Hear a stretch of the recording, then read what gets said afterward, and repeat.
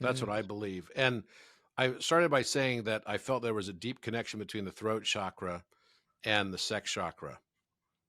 There is, right? The sex chakra is ruled by Scorpio as we know it, the sacral chakra, whereas the throat chakra is ruled by Taurus. Those are two opposites of each other on the zodiac. Exactly 180-degree opposites of each other. They're 6 months apart. And it's the same concept of the scorpion rising, right? The sex chakra rising up through the Kundalini. And when the two meet together, they actually meet at the pineal gland and the pituitary gland. So often we talk about the third eye and we talk about the Ajna chakra, or we talk about the crown chakra, and we talk of them as separate. Actually, they're totally combined. They meet together because the pineal Do you think the gland, throat and the third eye? for the throat is the bridge between the heart that connects the heart to the brain, right? And at the center in the thalamus, or what's called the cave of Brahman, you have a pineal gland which is shaped like a penis, and you have a pituitary gland which is shaped like a it's basically an equilateral triangular shape, but it also has the shape of what looks like a vagina. So the two can be brought into the same plane, but the feminine must rise inside the brain to make those two aspects of your physicality mate and have sex. So this is the Ida and the Pingala, right? Meet The together, two and snakes. the two snakes. You can bring your brain into the same level as the pineal gland and the pituitary gland. You have to do it with intention and attention. And as we breathe, our heart contracts, from its beating, but so does our brain.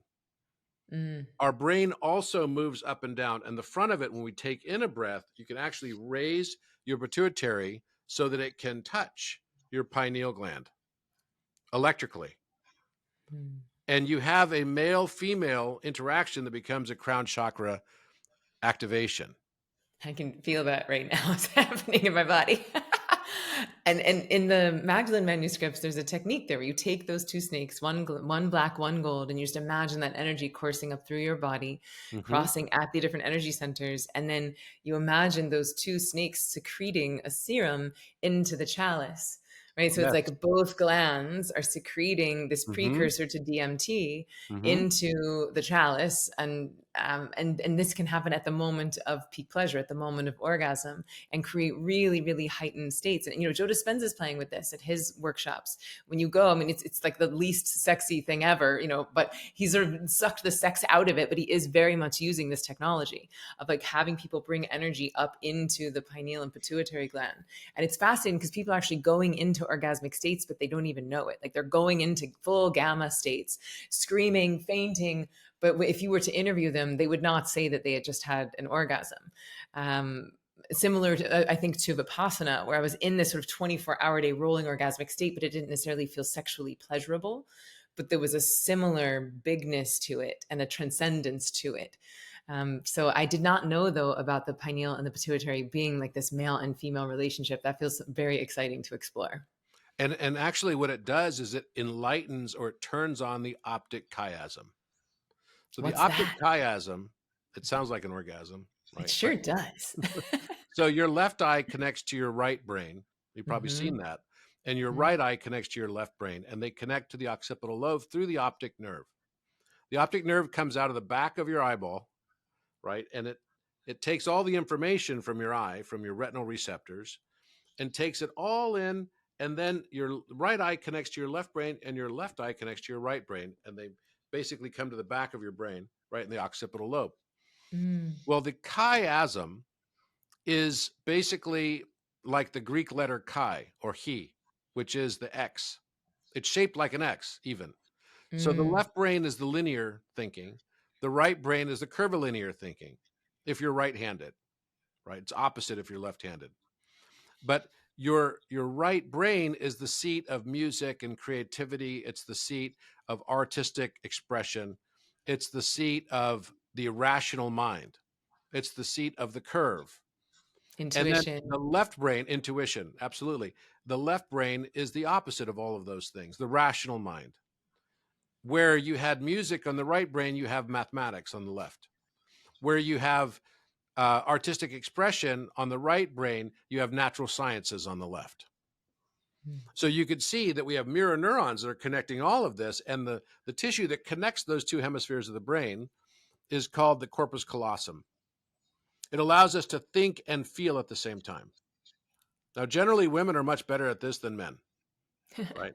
When men fall in love, we lose it. We can't really think about anything else. And then when we're not in that moment of being flooded with oxytocin, we end up being very left brain oriented in general, right? That's because we have to kill the woolly mammoth or something. It's kind of like the hunter gatherer concept. And so we get ruled by the left aspect of our brain, the rational seat. But when we finally get to this ascended control over our kundalini, and we have a partner, right, which I would say is the personification of the alchemical union. The alchemical union in sex magic partnership is the most powerful thing that we can do here on this earthly plane, to realize divinity and our own divinity. And when we bring that together, you can actually transcend this physical plane of reality. It has been my experience that you can actually go to an entirely different realm and world that often is referred to in Buddhism or in Hinduism as experiencing a new reality akin to Shambhala, a whole other world that you can go into together. You'll see a spinning Merkaba at the center of your brain. It starts off as a black cube. And as you direct your consciousness to it, it's like going into an elevator when you put yourself into that black cube. You realize that it turns to crystal, and now you have a knob on your staff of Hermes, which is basically what I would refer to as the Kalindra stone. Kalindra is time. Kali, dragon. The Ouroboros, the snake eating its own tail. And this enters you into a new experience of Leela in your life. A realization that you're in a simulation of your own making, that it can be very, very beautiful. Even the difficult, harsh experiences are here for our better learning and our higher purpose. That lead can be transmuted into gold by the realization of the divine aspect of who we are. And this to me is what I believe is the alchemical path of a journey towards enlightenment.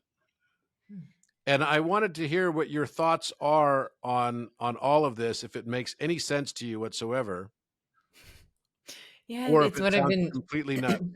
No, it sounds like exactly the thing that is lighting me up. It sounds like the thing I can't get enough of. And I've been researching and exploring both viscerally and tangibly and also intellectually. And it's, to me, it's like a whole other world, a whole other universe of possibility that's fascinating, that it's just been hiding in plain sight. And then it becomes this real question of how on earth did we allow ourselves to forget?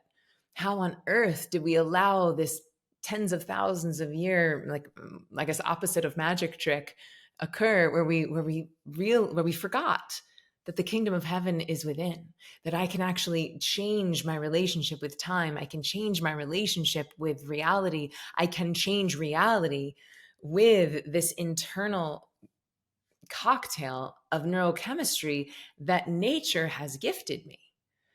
Right? Like God, if you want to use the G word, has installed us with these capabilities and with these neurotransmitters and the ability to experience all of it.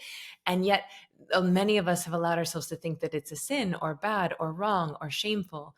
And to me, this is like the whole power of Tantra, right? Even Tantra outside of any sort of sexuality is the reclamation of energy that has been put away, right? Like if there's power in something that has been compartmentalized.